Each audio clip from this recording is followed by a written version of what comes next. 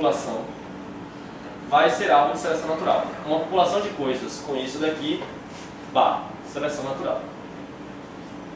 Então, ele fazia uma diferenciação das unidades de seleção pelo seguinte: evolução é o que, gente? Evolução é um processo de mudança nas frequências gênicas. Isso é que a galera da síntese moderna dizia. A gente sabe que é uma mudança nas frequências de características de uma população, certo? Com o passar do tempo, eu fico observando aquela população e eu observo que algumas características elas aumentam de frequência e outras características diminuem de frequência. Isso é o processo de evolução. Mudança de característica, mudança de frequência. Seleção natural ela é apenas uma das várias forças evolutivas que vai fazer com que a gente observe essa mudança de frequência. Então, quem vai evoluir? Quem evolui? Onde é que a gente observa a mudança de frequência? Na população. Quem evolui é a população, certo?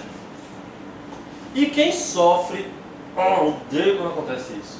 Quem sofre a seleção natural são os organismos dentro de uma população. Tudo bem? Então, a unidade de seleção darwiniana são os organismos. É a unidade que sofre a seleção. A unidade de evolução é quem? A população. Por favor, gente, isso é uma coisa que a gente não pode esquecer. Quem evolui a população, quem é selecionado, quem são selecionados, são os organismos. Então, a grande pergunta sobre isso é: a gente tem mais de uma unidade de seleção? Sobre quais entidades opera a seleção natural? Será que a seleção natural ela opera também sobre genes, também sobre organismos, também sobre populações, sobre grupos, metapopulações, espécies ou coletivos sociais? Será que ela age sobre todos esses? Esse é o grande tchan da seleção em múltiplos níveis. Ela vai discutir isso. Então, essa história toda, ela começa com a ideia de que a seleção natural ela poderia agir também a nível da população. O que é isso? Uma população de populações, certo? Se eu tivesse uma população de populações, eu poderia... Diga, nega, pode ir. Posso pegar um computador aqui? Lógico, deixa ela sair, por favor. Mais rápido.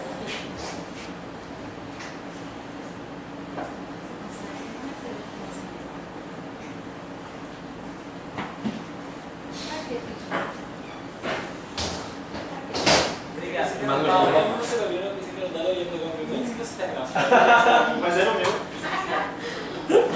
Então, basicamente a lógica é: se eu tenho uma população de populações, eu tenho várias populações, né, ali, essas populações elas podem ser alvo de seleção natural.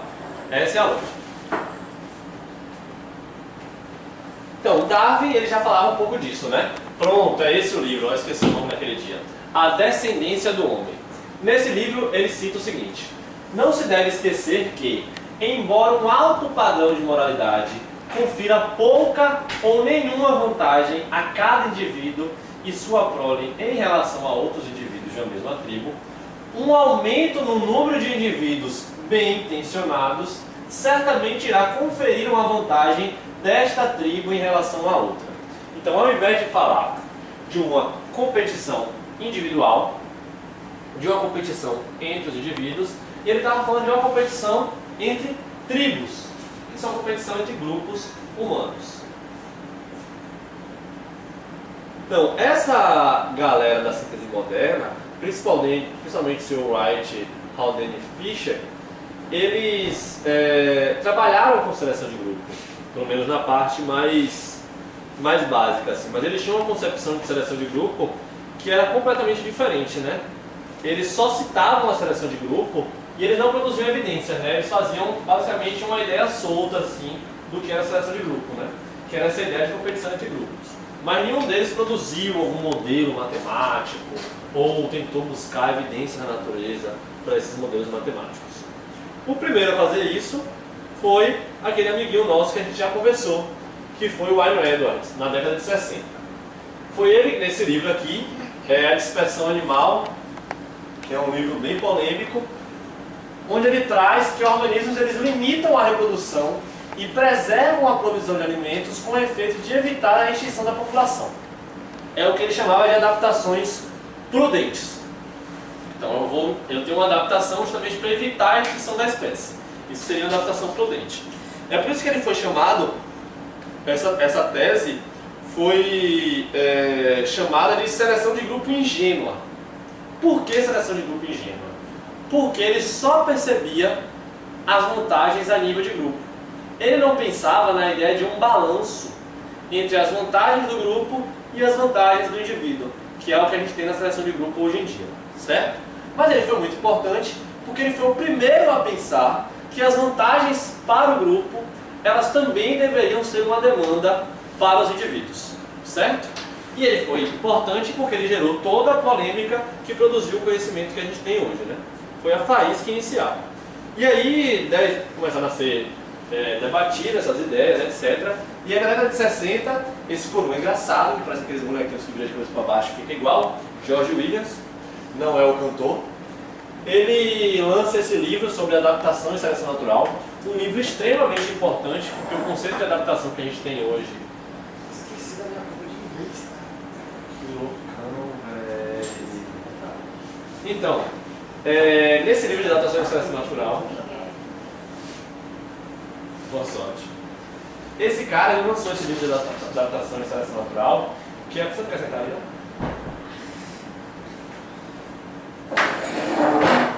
De nada, coisinha. Então, ele lançou esse livro de adaptação e seleção natural, que foi um livro muito importante, porque basicamente o conceito de adaptação que a gente tem até hoje é desse livro. E ele também meteu o pau na tese de Wynne Edwards. Rapaz, ele desceu matando, velho. Primeiro ele fala que é muito custoso aplicar a ideia de níveis hierárquicos superiores. Então, para ele, é uma lógica que algumas pessoas ainda reproduzem. Trabalhar, por exemplo, com comunidade é muito custoso. O mais lógico seria você tentar analisar as coisas pelo nível mais básico ou possível, que é uma tática que a gente chama de tática reducionista, certo? É um tipo de reducionismo. Para ele, lembra, ele é produto daquela ciência moderna. O gene é o nível básico, certo? Se você trabalhar com gene, você está indo na raiz da questão e você consegue resolver tudo olhando para o gene de uma dada população. Bem síntese moderna, né? Então, se seleção de grupo existir, ela não é uma força evolutiva relevante. Ela deve existir, mas deve ser muito fraca, então não interfere nos padrões naturais. E esse foi o principal argumento que foi utilizado durante todo o período da década de 60 até a década de 90. Foi 30 anos que ninguém podia falar de seleção de grupo por causa disso. E foi ele que criou a ideia do free rider, que é aquele argumento que a gente já viu de que um egoísta dentro de um grupo de altruístas é suficiente para colapsar o grupo de altruístas, certo? Essa daí é a tirinha que eu falei, olha que coisa legal. O filho da mãe, cara de safado, indo com uma boinha. E aí, seleção de grupo, após esse argumento forte do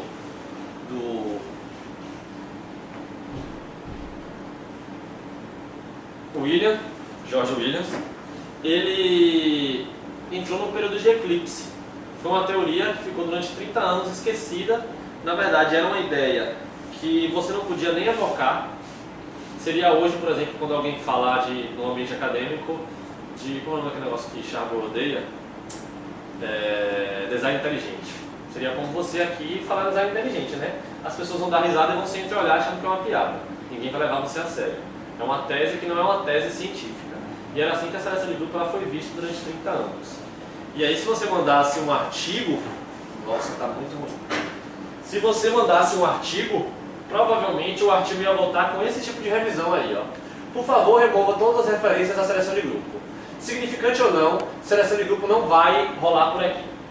Então, o cara que estava corrigindo o seu artigo, ele já mandava essa. Ou então ele mandava: tudo isso é muito legal para se prestar atenção, para o sucesso entre e dentro do grupo, mas você realmente pode extrapolar isso na seleção de grupo?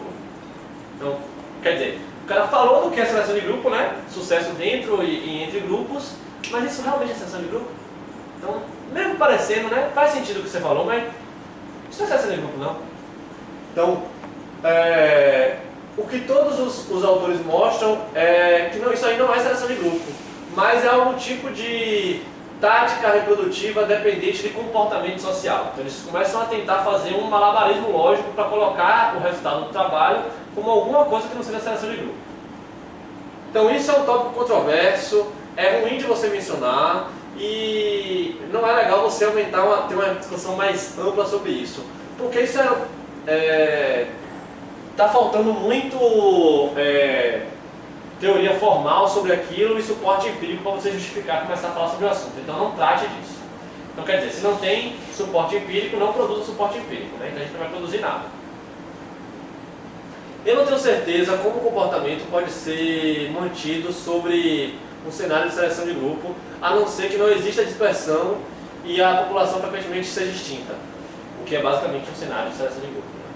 Então, havia um preconceito muito forte assim, e como a gente sabe, não tem como você produzir ciência sem você passar pela avaliação dos pares, e mesmo as pessoas que tentavam começar a produzir alguma coisa sobre seleção de grupo, elas não conseguiam passar pelo crivo básico, que era as revisões dos manuscritos de publicações acadêmicas. E aí, nesse interim, em que a seleção de grupo estava sendo lançada, a gente tem um cientista, né? Na época ele era cientista, pelo menos até a década de 70, Richard Dawkins, né? Provavelmente vocês já ouviram falar dessa figura endeusada em muitos campos da biologia, que eu acho uma figura extremamente escrota. Então, Richard Dawkins, na década de 70, foi quando ele lançou seus últimos trabalhos acadêmicos. Depois disso ele deixou de ser cientista e passou a ser um cara que escreve livros para poder ganhar dinheiro. Ele foi muito importante porque ele trouxe a ideia de replicadores e de veículos. Então ele estava ainda naquela onda do genocentrismo da síntese moderna, né? E ele trouxe a ideia de que os genes, eles são os replicadores. Para ele, os replicadores é aquilo que tem a propriedade de copiar a si mesmo diretamente, com fidelidade, de transmitir-se de geração em geração. Ou seja, o gene ele seria o replicador, o centro da seleção natural, porque ele é estável e ele se mantém de uma geração para outra. Então é melhor olhar para o gene, porque você, enquanto indivíduo, você é muito menos estável, né? Você não produz clones de você mesmo, produz? Não que eu saiba. Então, para ele, os replicadores eles eram definidos por essa estabilidade com o passar do tempo. E o organismo, ele era só um veículo. É aquilo que hospeda os replicadores e serve para protegê-los e propagar. Certo? Não é os organismos, não, desculpa, está errado. Para propagar os genes. Ou seja, Dawkins dizia que você, sujeito aqui pensante, racional, é apenas uma máquina reprodutora de genes. Tudo que você faz, tudo na sua vida é para reproduzir seus genes. Certo? Até se você faz uma vasectomia, por exemplo. Essa é a ideia de Dawkins. Não me pergunte como, eu não gosto dele. Basicamente, a metáfora que ele usa no livro é a ideia de remadores. Sabe remadores em grupo? Só a galera que faz remo em grupo. Então, os genes seriam os remadores e o organismo seria aquela estrutura que você vê caminhar. Mas na verdade quem está movimentando são os genes. Essa é a metáfora de Dawkins. Embora ele seja um babaca completo, aí como eu falei, os replicadores são os genes, e para ele o processo de seleção seria um processo de sobrevivência do replicador, ou seja, a sobrevivência do gene mesmo. Não é à toa que a ideia é chamada de um gene egoísta, né? Então o veículo ele seria selecionado, seria algo de seleção, mas isso seria apenas seria o nível que a gente observa na verdade, sobrevivência do replicador, certo? Essa é a ideia do gene egoísta. E aí tem algumas coisas, né, que ele escreve no livro, isso aí é paráfrase, não tem nada de diferente, é como ele fala mesmo. Nós e todos os outros animais somos máquinas criadas por nossos genes. Nossos genes sobreviveram num mundo altamente competitivo. Isso nos leva a esperar certas qualidades em nossos genes. Uma qualidade predominante a ser esperada em um gene bem sucedido é egoísmo implacável. Este egoísmo gênico usualmente resultará em egoísmo no comportamento individual. O que é um gene, gente? Alguém pega um gene? Você já pegou um gene na mão? Você já viu um gene? Se você botar no microscópio, você vê um gene. Com microscopia eletrônica, você vê um gene. Um gene não existe. Um gene é um conceito. É uma coisa que existe na nossa cabeça, que a gente utiliza para estabelecer uma relação entre genótipo e fenótipo. Certo? Existe uma base genética das nossas características? Sim. Lógico que existe. Essa base genética, ela é direta? Ela é unitária? Eu consigo determinar os limites dela? Não consigo. Não consigo e provavelmente eu não vou conseguir. Na verdade, tudo que a gente descobre de genética nos leva a acreditar que os genes eles têm uma relação com a característica muito mais complexa do que a gente sempre pensou. Quando a gente analisa, por exemplo, rede de interação gênica hoje, é uma coisa de louco. Você tem, para um gene determinar uma característica simples, tem pelo menos 15 genes que regulam aquele gene ali. Então os genes eles influenciam muito mais outros genes do que as próprias características. A gente tem redes integradas de gene, a gente tem sistemas gênicos, então é muito mais complexo do que a ancoragem teórica que Dawkins utilizou para poder desenvolver essas ideias. E aí é bem interessante, para você ver como ele é um cara arrogante. Primeiro que ele lança as edições do livro, né? Ele lança sempre novas edições do Gene Egoísta, que é um livro que vende muito. E aí quando ele lança a edição, ele traz os argumentos contrários e ele traz respostas. Ele não muda o corpo do texto, o que realmente faz sentido para você não mudar o histórico do livro, mas ele coloca os argumentos, né? E aí tem um argumento que eu nunca vou esquecer, que eu tive que ler essa perna desse livro, foi um sofrimento, que eu odeio essas ideias. E aí ele fala o seguinte, que um jornalista, na década de 90, virou e publicou uma matéria, né, sobre o Gene Egoísta, falando o seguinte: daqui a 100 anos, as pessoas vão estudar a história da ciência e vão analisar as ideias do Gene Egoísta e vão ver como elas são completamente pareadas com a lógica política dos Estados Unidos no momento que essa teoria foi criada. Como uma coisa está extremamente relacionada com a outra. Como o produto científico, ele é produto de um contexto cultural que dizia que era melhor as pessoas serem extremamente escrotas umas com as outras. Aí Dawkins replica essa crítica, que eu acho uma crítica extremamente razoável, né? Já que a ciência é um produto cultural realmente. Ele replica da seguinte forma, ele parafraseia Haldane e fala assim: você queria que eu tivesse feito o quê? Ele abre aspas, né, porque é uma fala de Haldane, que eu tivesse falsificado as equações. Então, por detrás disso, tem uma postura extremamente arrogante, né? De que as equações, elas são a verdade. Que eu não tenho como falsificar a equação e o resultado da equação é o mundo real. A gente já viu que uma equação matemática é um quê, gente? É um modelo, saiu da minha cabeça. Tanto que você não pode utilizar equações matemáticas como evidência empírica. Equações matemáticas são fatores argumentativos. Elas servem para demonstrar o seu ponto. Elas não produzem evidência. A evidência você produz com o trabalho de campo, certo? Coletando dado, indo para o laboratório, aí você tem evidência. A matemática, ela é só uma forma estruturada de você produzir um argumento. Simples. E aí o cara vem de uma posição senhor, né?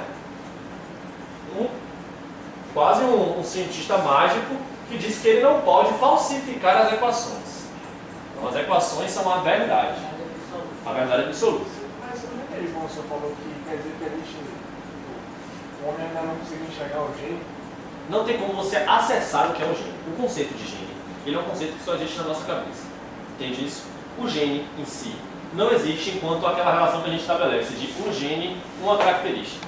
Por exemplo, quando a gente diz que a gente fez um teste genético, por exemplo, eu não estou fazendo um teste genético para comparar genes. Entende? Eu estou fazendo um teste genético que compara pares de base. Eu comparo uma sequência solta. Porque o gene não é só um par de base, né? O gene eu estabeleço como um conjunto de pares de base que determina uma certa característica. Certo? Só que esse conjunto aqui não tem uma relação direta com essa característica. Não tem nem com enzimas, se você parar para pensar. Por exemplo, a gente tem boa parte do código genético, ele é removido no momento quando você está sintetizando o RNA mensageiro, que são os introns e exons, né? Então você remove aquela parte. E aí, essa informação que você removeu era gene ou não era gene? Fazia parte? Então é muito difícil você estabelecer uma conceituação direta de gene para manter essa relação gene-característica. Sacou? Basicamente isso. É porque você não estava aqui, né, quando a gente discutiu o conceito de gene, porque você não veio para a aula, né? Mas eu vou te mandar os slides depois, porque os slides eles mostram quais foram os outros conceitos que começaram a mostrar para a gente que não dá para manter o gene nesse conceito bolha que a gente tem, sacou? Esse conceito fechadinho do que é o gene. Já foi descoberto tanta coisa sobre genética que não tem como a gente manter. Só genômica já é o suficiente para a gente falar, essa merda de conceito de gene não funciona. Então a gente já tem muito avanço na genética e a gente percebe que as relações entre os genes são muito mais complexas do que essas ideias simplórias estão querendo dizer pra gente. Certo? Mas Dawkins ele foi muito legal porque ele é um bom argumentador, né? Os livros dele são muito convincentes, não é à toa que vendem tanto. Ele é um bom divulgador da ciência e um bom religioso ateu, né? Porque ele é um ateu dogmático. Esse argumento dos replicadores dos veículos é um argumento que funciona muito bem quando você para pensar que o replicador ele pode não ser só o gene. Por exemplo, o replicador pode ser indivíduos, sacou? Ou eu posso ter replicador grupo. Eu posso utilizar o mesmo argumento para explicar níveis diferentes de seleção. E aí, isso aí é minha carinha para Dawkins, né? É que essas ideias são completamente absurdas, muito deterministas. Ele tenta falar de uma essência, né, do que é o ser humano, né? Quando ele fala que este egoísmo gênico, imagina, usualmente resultará em egoísmo no comportamento individual. Nós somos máquinas criadas com nossos genes. Existe algo, ele está discutindo uma essência aí, né? Ele está discutindo um projeto do que é um ser humano. Quando você fala que nós somos máquinas criadas, existe algum tipo de projeto com a máquina, né? E um projeto de um humano escroto, individualista. Então, e aí vinham as ideias que as pessoas pegaram o Dawkins, né? E levaram um pouco além, ao infinito e além, essas ideias. Na década de 80, ele simplesmente pegou essa história de veículo, porque veículo é exatamente aquela metáfora do barco, né? O barco não faz nada. O barco, quem rema são os remadores. O barco só segue o movimento. Ele vai e ele muda a ideia de veículo por interagentes. Por que interagentes? Porque esses replicadores eles não existem sozinhos, certo? Eles interagem entre si e eles interagem com o ambiente. Então, beleza, ele hospeda os replicadores e serve para protegê-los e propagá-los, mas ele nasce da interação desses replicadores coesos com o ambiente. E é essa interação que vai sofrer a seleção natural. Não é isso daqui, certo? Isso daqui vai dar as bases para a gente ter um interagente que, com o ambiente, vai sofrer seleção natural. Certo?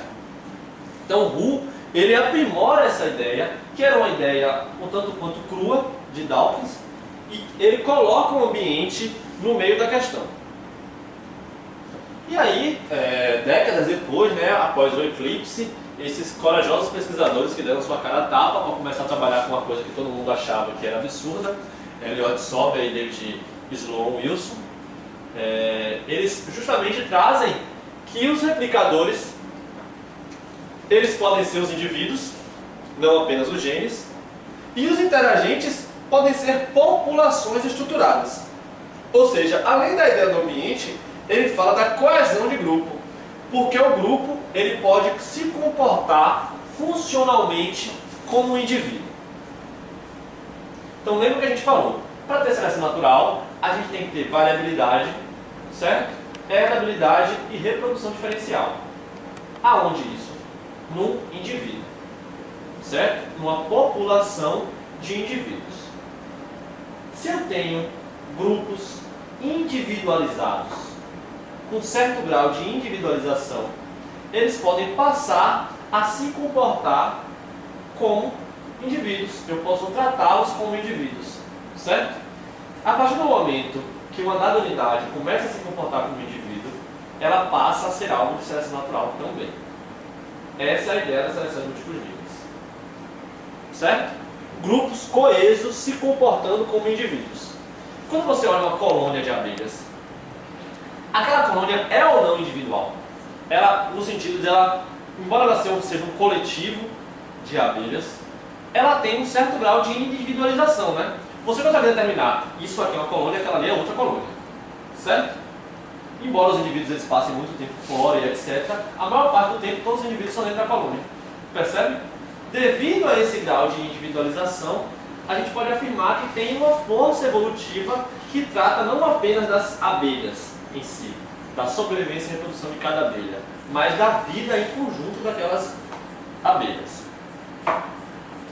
E aí as ideias de seleção múltiplos níveis elas podem ser resolvidas da seguinte forma. Primeiro, é a ideia que os interagentes são os fatores relevantes com papel ativo no processo de seleção. Beleza, os replicadores são a base da herdabilidade. Eles são relevantes. Ninguém está dizendo que eles não são. Mas quem é que vai sofrer a seleção natural? Quem é que vai deixar de se reproduzir? Quem é que vai deixar de sobreviver? Quem é que vai conseguir sobreviver melhor? Quem é que vai se reproduzir melhor? O interagente. Porque é ele que está interagindo com o ambiente. Vocês entenderam? Se é ele que está interagindo com o ambiente, é ele que vai ter sua reprodução e sobrevivência afetadas pelas suas características.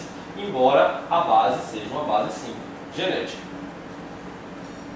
Então, a estrutura da população, dividida em grupos, é importante para detectar a unidade de seleção. Então a gente tem que analisar a estruturação da população. Se eu tenho uma população subestruturada, se eu tenho níveis diferentes de estruturação, eu vou ter níveis de seleção diferentes. Então eu vou ter uma seleção intragrupos, que são os indivíduos competindo dentro do grupo, certo? Mas eu vou ter também uma seleção intergrupos, que vão ser grupos coesos competindo entre si, certo? Passei muito rápido. Outra ideia é a que a aptidão, nos casos de seleção de grupo, é propriedade das categorias, das características constituintes, ou seja, os trait groups, não apenas dos organismos, certo? Ou seja, os grupos, o grupo em si, ele tem características que são características a nível de grupo, certo? Os indivíduos eles vão ter características e os grupos eles também vão ter características, certo? A ordenação de uma colmeia de abelhas é uma característica que é uma característica do grupo. Então, se o grupo ele tem características, essas características elas podem ser herdáveis, elas podem afetar a sobrevivência do grupo, então elas podem ser alvo de seleção natural, certo? Os grupos eles podem ser tanto associações locais, temporais, cuja interação pode ocorrer por um período breve, ou eles podem ser estáveis e prolongados. Não importa, certo? Não importa se esse grupo ele só surge na primavera e depois ele se desfaz. Se durante a primavera for importante esse grupo sobreviver, a gente pode ter seleção de grupo aí, certo? O que importa é a força da seleção de grupo. Isso é basicamente as ideias que são resumidas nesse livro de David Sloan Wilson e de Elliot Sober, que é o On the Others, que é para os outros, que é um livro sobre evolução de altruísmo e moralidade. É um livro muito bom, só tem em inglês, e que ele fala bastante sobre seleção de múltiplos níveis e sobre o histórico das outras teorias de evolução de altruísmo. Então vamos passo a passo, certo? Falando primeiro dessa questão dos interagentes serem fatores relevantes para o papel ativo no processo de seleção. E isso deixa Dawkins muito triste. Dawkins já está meio velhinho ultimamente, porque para ele os interagentes não fariam nada. Os interagentes não têm papel nenhum, a não ser serem veículo da replicação dos replicadores. É basicamente a ideia principal de Dawkins, certo? Em compensação, isso vai muito em consonância do que a gente vai falar amanhã, que é a teoria geral dos sistemas, certo? A teoria geral dos sistemas, gente, é uma teoria produzida com como é que eu posso dizer? O ambicioso intuito de produzir uma teoria que explique tudo. A teoria geral dos sistemas é uma teoria sobre tudo, desde cosmologia até comportamento de moléculas, sacou? Porque ela é uma teoria que ela trata de padrões gerais no comportamento de sistemas. O que são sistemas? São conjuntos de elementos interagentes, certo? Se eu tenho um grupo social, eu tenho um conjunto de elementos que são os indivíduos interagindo, certo? E aí começa a estabelecer quais são os paralelos nesses casos. E muito de teoria geral dos sistemas tem sido utilizado para poder descrever grupos sociais. A gente vai tentar fazer isso amanhã. Segundo, essa questão da comparação entre seleção intragrupos e intergrupos. A gente tem a equação de Price, que é um cara incrível. Quem quiser ler a biografia dele, tem um livro de... não sei se não colocou agora, mas o cara faz a biografia. Price é um cara incrível, ele trabalhou no projeto de Manhattan, ele trabalhou em campos completamente diferentes, ele saltava de campo, ele ia da química para a medicina, para a biologia, passava um ano trabalhando com uma coisa, depois trabalhava com outra, e aí um dia ele pegou um livro de Hamilton, que ele discutia a seleção de grupo, e aí ele disse que deu uma lida e falou: olha, eu não gostei muito da sua equação não, então eu fiz outra. Dê uma olhada aqui, Hamilton, nessa equação. E aí Hamilton fala que ele pegou a equação e ficou abismado, tipo, o cara nem é da área, ele pegou a minha equação e ele fez uma revolução. Porque Hamilton, Price, ele criou uma equação, eu não vou explicar ela porque ela tem covariância, são as coisas mais complicadas matematicamente, mas vocês precisam entender apenas que essa equação ela permite que a gente trate, né? É uma equação meio densa mesmo, não precisa se preocupar não, que a gente não vai entrar muito nela. Mas basicamente, essa equação ela traz a ideia de que o processo evolutivo ele é uma soma de vetores evolutivos. A gente tem forças diferentes que puxam a evolução em caminhos diferentes. O que a gente observa no final é um produto dessa soma de vetores, certo? Mas existem vetores que a gente acaba não enxergando claramente. Então, a primeira parte da equação normalmente vai falar de um vetor e a outra vai falar de outra. Um vai falar da covariância de uma característica e o outro vai falar de como essa característica influencia no fitness. Tudo bem? E aí a ideia dessa equação ela é utilizada para descrever quando a gente tem vetores diferentes de seleção de evolução, certo? Quando eu tenho, por exemplo, um vetor para o grupo e um vetor para o indivíduo. O que é que eu estou dizendo para vocês? Beleza, o grupo ele pode ter uma individualidade e ser alvo de seleção natural. Todo mundo já entendeu isso, né? Isso quer dizer que o indivíduo não vai ser alvo de seleção natural? Não. O indivíduo ele continua sendo alvo de seleção natural. Então eu tenho uma seleção natural, uma força evolutiva a nível do indivíduo, e eu tenho uma outra força evolutiva a nível do grupo. Essas duas forças podem apontar na mesma direção? Podem.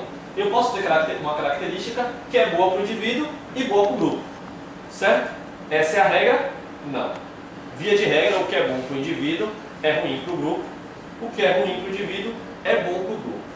Então o que a gente vai ter no processo de seleção de múltiplos níveis é uma soma de vetores.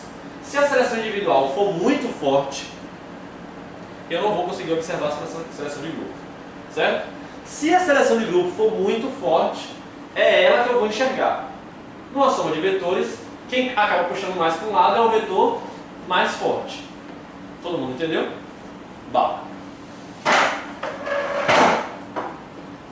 Não é tão confuso assim como você para pensar, né? Então, essa ideia de que os grupos eles também apresentam características podem ser resumidas da seguinte forma. Lembra que a gente falou que... Vou achar que tem uma setinha, viu? Você viu uma seta na minha mão? Também não. Então tá.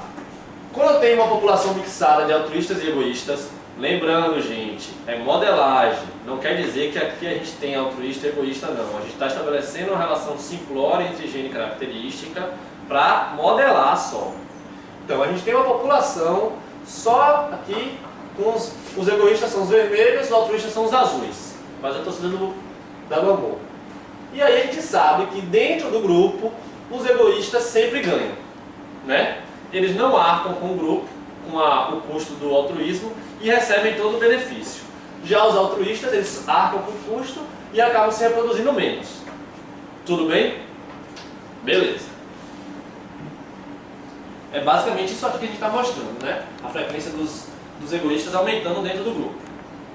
Entretanto, quando eu tenho uma população estruturada em grupos coesos, certo? Grupos fechadinhos, o que eu vou observar é, beleza, dentro do grupo, os egoístas estão botando para foder, certo? Mas os grupos que têm mais altruístas, eles crescem mais do que os grupos que têm egoístas apenas, certo? Esses grupos, eles vão ter uma sobrevivência e uma reprodução, o grupo, melhor.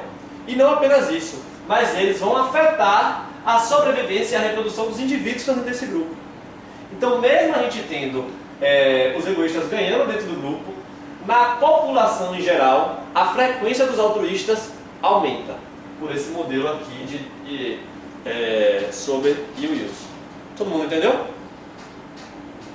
Claro? Vá.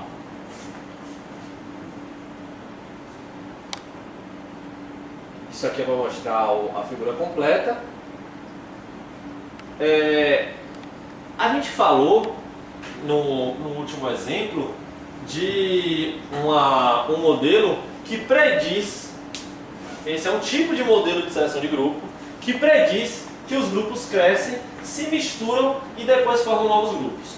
A gente tem sim algumas populações que respeitam esse tipo de estrutura populacional e que a gente vai chamar esse tipo de população de trait groups. Porque o traço do grupo, ou seja, a frequência de altruísta, afeta a reprodução e sobrevivência dos indivíduos dentro de um grupo. Certo? Eu estou numa briga com essa mesa desde o começo da aula, né? Então, os indivíduos eles pertencem ao mesmo grupo por causa de suas interações e não porque estão lado a lado. O que vai definir o grupo, a coesão de um grupo, é a estrutura desse grupo. Então, uma manada, ela não é necessariamente um grupo. Porque esses animais eles estão juntos, eles passam muito tempo um do lado do outro, mas eles não são coesos, não são grupo coeso, porque eles não têm um grau de interação. Então, a interação ela é necessária para o agrupamento. Tudo bem? Então, não se requer continuidade física, espacial ou temporal dos grupos, nem que seus integrantes compartilhem genes. O que eles precisam compartilhar é uma dada estruturação, uma dada organização social. Porque é essa organização que vai afetar a sobrevivência desses indivíduos. Podem ser indivíduos que são completamente diferentes geneticamente, mas a composição é que é importante. Certo? Como é que esses indivíduos vão se relacionar dentro de um grupo? Tudo bem? Então vamos lá, continuando nessa ideia. Então, a seleção de grupo, ela vai ser a variação na aptidão entre grupos. Quando eu tenho grupos que os grupos eles afetam a reprodução dos indivíduos dentro do grupo, ou são grupos que se reproduzem como um grupo melhor. Por exemplo, uma colônia de abelhas produz novas colônias de abelha, não é isso? Mas um grupo humano que se saia melhor é um grupo que os humanos dentro desse grupo se reproduzem e sobrevivem mais. Vocês entenderam? Então a gente tem dois níveis aí de questão. Ou o grupo em si, ele enquanto estrutura coesa, ele se reproduz e produz novos grupos, ou seja, é um grupo mais individualizado, ou a estrutura do grupo afeta de certa maneira a reprodução dos indivíduos e sobrevivência desses indivíduos no nível mais abaixo. Tudo bem? Já a seleção individual vai ser a variação na aptidão entre os organismos no mesmo grupo. Certo? E a seleção de genes vai ser a variação da aptidão em genes dentro do mesmo organismo. E a gente vai ter isso para qualquer nível onde a gente tenha uma unidade de seleção, certo? Se o grupo ele se comportar como uma unidade, ele pode ser uma unidade de seleção.